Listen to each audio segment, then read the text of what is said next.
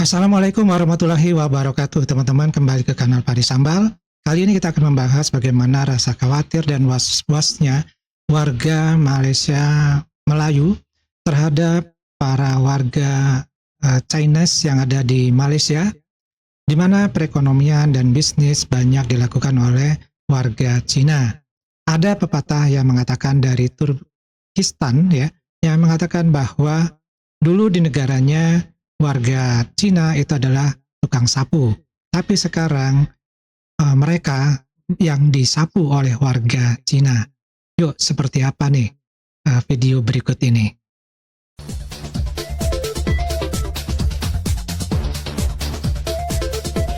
Saya berjumpa dengan Tuan Mahathir petang semalam. Kami berbual.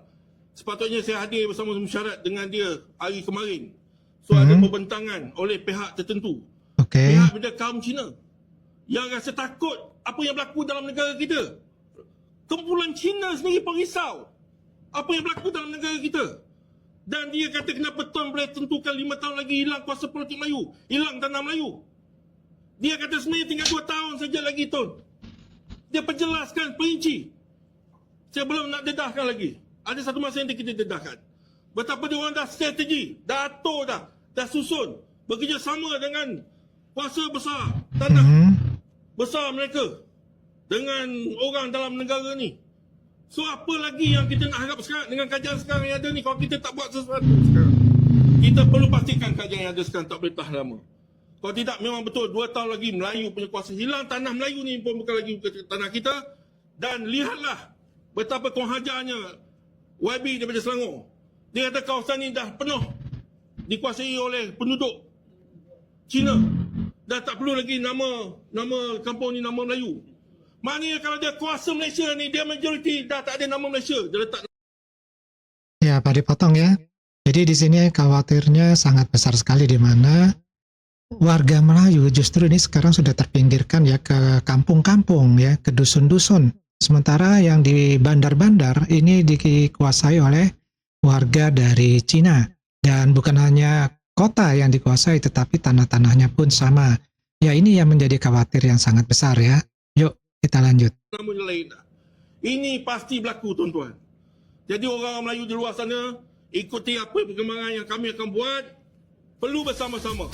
InsyaAllah kita akan pastikan kita akan dapat balik kuasa yang sebenarnya untuk orang Melayu. Terima kasih. Saya tanya saja, sejak 65 tahun kita merdeka, raja-raja kita Melayu, Perdana Menteri Melayu, Perlembagaan Jaga Melayu, Hak Bumi Putera pun untuk Melayu, majoriti Menteri Kabinet Melayu, Singapura ditendang keluar demi Melayu, majoriti penduduk orang Melayu, majoriti penduduk orang Islam, tetapi Melayu yang paling miskin, Melayu paling terkebelakang, Melayu paling mundur. Betul. Kenapa? Adakah orang Melayu memang tak boleh memerintah? Adakah orang Melayu terlalu lemah sehinggakan Bumi Putera pun tak mampu ubah nasib mereka? Atau salah kaum minoriti, salah kaum Cina? Boleh bagi pencerahan tak? Sebab saya tak faham kenapa kita paling miskin di negara kita. Bantu saya. Kaum minoritas yang ada di Malaysia ini tidak salah ya di dalam menyingkapi kondisi dari Malaysia sendiri. Justru yang membangun perekonomian di negara Malaysia itu adalah yang berjasa orang minoritas, yaitu orang Cina. Nah, kenapa orang Melayunya justru tidak ada unjuk giginya di sana? Ya, di sini tingkat persaingannya, di mana sudah dipetakan bahwa dari zaman kolonial, orang Cina yang dibawa oleh Inggris ini ditugaskan adalah untuk mengurus perniagaan dan ekonomi di Malaysia. Sementara orang Melayu itu disuruh untuk mengurus masalah perkebunan dan pertanian saja. Inilah yang polanya sampai sekarang masih berlaku, sehingga di sini posisi daripada orang Melayu itu sulit untuk bisa berkembang dalam berniaga. Kita lanjut yuk. Cina itu lebih berjaya kerana mereka ada hubungan secara langsung dengan Cina. Oke. Jadi banyak perdagangan itu dengan negara Cina. Dan kemudian orang Cina bersama orang Eropah menggunakan kapal api. Jadi orang Melayu lewatlah menggunakan kapal moden. Orang Melayu terpaksa memberi tumpuan kepada sungai selepas itu. Jadi perdagangan di laut tu sudah kalah lah. Sebab itu kita dapati orang Melayu kemudian berpindah ke kawasan pedalaman. Orang British buat kesilapan bila mereka mula-mula datang. Mereka ingat orang Melayu dari dulu lagi adalah petani. Bukan. Orang Melayu itu adalah pedagang. Mereka duduk di kawasan pantai. Pada tahun 1885, orang di New York sudah kenal orang Melayu. Mereka panggil orang Melayu sea nomads. Teman-teman, coba tolong dicek ya, apakah berita ini benar nih yang dikatakan oleh profesor sejarah ini, yang mengatakan bahwa pada tahun 1885, orang Melayu itu sudah dikenal di New York dengan sebutan sebagai sea nomad. Benarkah demikian? Mereka sudah sampai ke situ dan sampai ke Madagaskar di Afrika. Nah, sampai ke Kerana Madagaskar. perdagangan itu bahasa Melayu kemudian begitu berpengaruh. Oke. Sehingga bila Indonesia masa itu Kenapa Indonesia? India Timur dipanggil, ingin mencari bahasa kebangsaan, walaupun penduduk di situ kebanyakannya orang Jawa, mereka pilih bahasa Melayu sebagai bahasa Indonesia. Sebab orang Melayu sudah biasa merantau. Tapi mulai lebih kurang pertengahan abad ke-19 dengan beransur-ansur orang Melayu berpindah ke kawasan ke dalam. Jadi dan bagi orang Melayu juga tebing kanan dan kiri tak sama dengan buku geografi kita. Geografi itu mengilir kanan kiri. Bagi orang Melayu mengulur kanan kiri. Macam di Perak adalah beberapa tempat tu diberi nama kanan kiri ya. Kalau kita tak faham ini tak sama dengan buku sejarah, buku geografi kita boleh buat silap nak pergi ke apa saya selalu botak kanan botak kiri, nak pergi botak kanan pergi botak kiri mengulu kanan kiri. Dan di Kuala Lumpur, di Sungai Kelang ini, orang Melayu dapat menguasai perdagangan sepanjang sungai ya, sehingga kereta api, jalan kereta api disiapkan. Kemudian kereta api merosakkan penghidupan orang Melayu. Dulu pedagang ya, di laut, kemudian kalah pada kapal api masuk ke sungai, kemudian datang kereta api, sungai pun hilang. Jadi kalau kita belajar sejarah, kita fahamlah apa sudah berlaku. Dari segi macam yang penempatan orang Cina di bandar-bandar tu. Ya, itu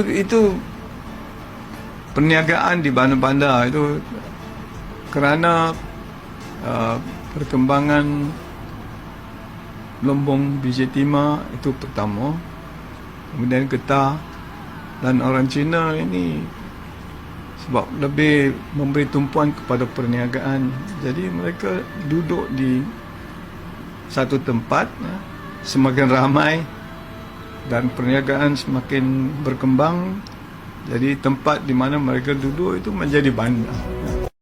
Teman-teman sudah menonton ya video tadi, di mana di situ dikisahkan bagaimana kondisi dari warga Melayu Malaysia yang merasa sangat khawatir seperti yang Pak Adi katakan di awal ya. Bagaimana posisi mereka sekarang terpinggirkan, berada di dusun-dusun, berada di kampung-kampung ya, di mana mereka sangat sulit tersentuh dengan yang namanya kemajuan akan kota besar. Dan ini mirip dengan yang terjadi di Singapura, di mana warga Melayu pun ini terpinggirkan ya. Yang banyak di perkotaan di Singapura itu adalah warga dari luar Singapura atau bukan warga asli ya dari Singapura itu sendiri.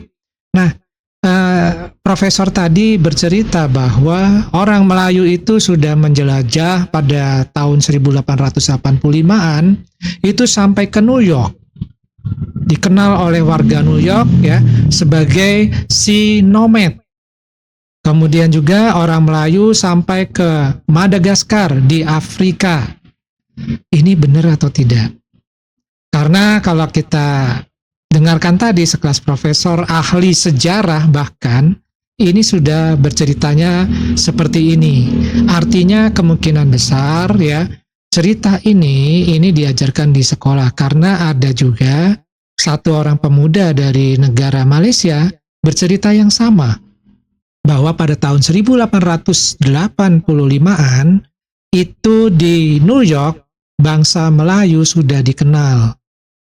Tapi ya Ade ini sudah cari referensi-referensi itu nggak ada, malah dibilang itu adalah berita hoak katanya. Nah coba teman-teman, ada nggak teman-teman mendapati seperti itu? Dan kalaupun ada, yakin itu bangsa Melayu Malaysia. Karena setahu Pak D ya, yang menjelajahi mengarungi lautan itu adalah orang-orang dari Nusantara, terutama dari Jawa, kemudian dari Sulawesi. Ya, itu yang Pak D tahu. Kemudian dari cerita orang Banjar yang menetap di Malaysia sampai sekarang masih ada ya.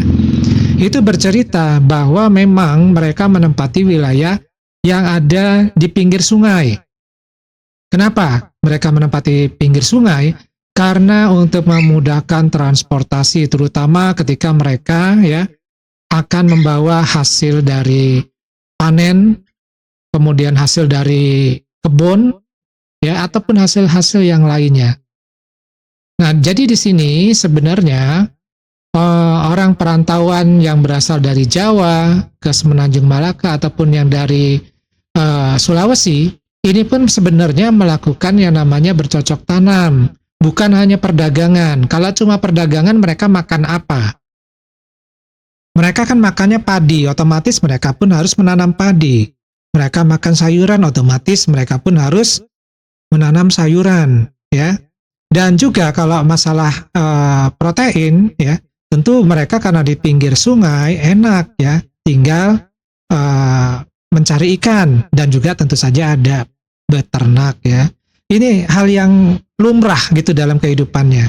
Dan ini sudah diceritakan oleh salah satu sejarawan yang masih hidup ada di di Semenanjung Malaka yang mengatakan ceritanya seperti itu.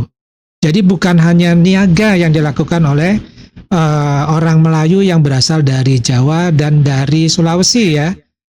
Tepatnya seperti itu. Jadi bukan Melayu Malaysia. Ya.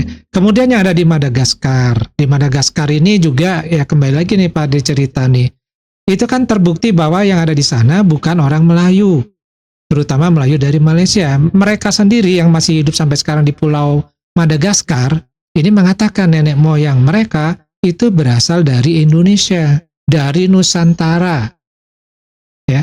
Nah, kemudian masalah ini ya, bagaimana khawatirnya masyarakat dari warga Melayu terhadap dominasi perniagaan yang dikuasai oleh warga Cina, ini sudah taraf ke mengkhawatirkan katanya. Karena bisa-bisa nanti Malaysia itu dikuasai oleh warga Cina itu sendiri. Ya, kemungkinan itu bisa jadi ya seperti itu. Karena kalau cerita dari ada cerita yang di awal Pak Deka tadi katakan di awal video, ada negara yang namanya ini ya Turbekis ya kalau nggak salah tadi, ya, tolong dikoreksi, yang dikatakan punya pepatah penduduknya itu bahwa orang Cina datang ke negara Turbekis ini itu adalah sebagai penyapu jalan maksudnya ya. Dan sekarang warga Turbekis yang disapu oleh warga Cina di negaranya sendiri. Ini menunjukkan bahwa ada sejarah seperti itu bisa terjadi di negara Malaysia. Kalau pemerintahan ataupun kerajaan Malaysia tidak menyadari akan hal-hal yang seperti ini. Jadi ini tingkat kekhawatiran yang perlu diwaspadai ya oleh warga Melayu Malaysia. Ya, mudah-mudahan masalah ini bisa selesai ya di negara Malaysia. Bagaimana mereka bisa mengelola pemerintahannya tanpa mereka harus diatur dengan yang namanya perniagaan besar yang mungkin saat ini ya itu dikuasai oleh warga Cina. Nah, dari Padi cukup dulu. Silakan teman-teman ya untuk memberikan pendapatnya di kolom komentar. Padi tunggu ya. Wassalamualaikum warahmatullahi wabarakatuh. Salam.